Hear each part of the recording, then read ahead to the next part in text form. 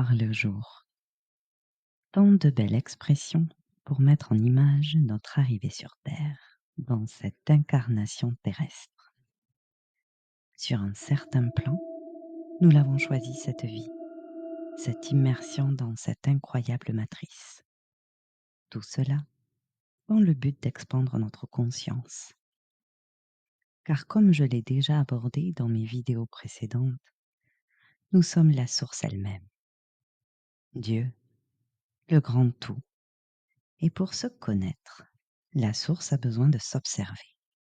Pour ce faire, elle se divise en un nombre incommensurable de fractales afin d'expérimenter d'innombrables vies.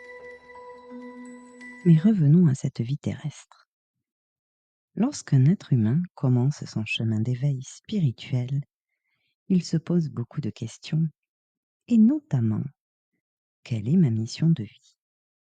Et oui, lorsque l'humain découvre la grandeur de toute chose, il a besoin de se sentir lui aussi bien plus grand, de trouver cette clé qui le rendrait si exceptionnel.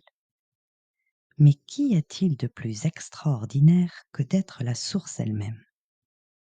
Et pourquoi cette incarnation doit absolument inclure une mission?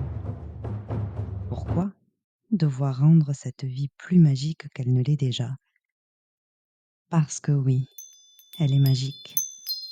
C'est vrai qu'elle peut être éprouvante, douloureuse, bouleversante. Mais à chaque instant, on peut choisir d'en faire quelque chose. Et ce quelque chose n'a pas forcément besoin d'être hors norme. Il doit tout simplement être juste et bon pour nous.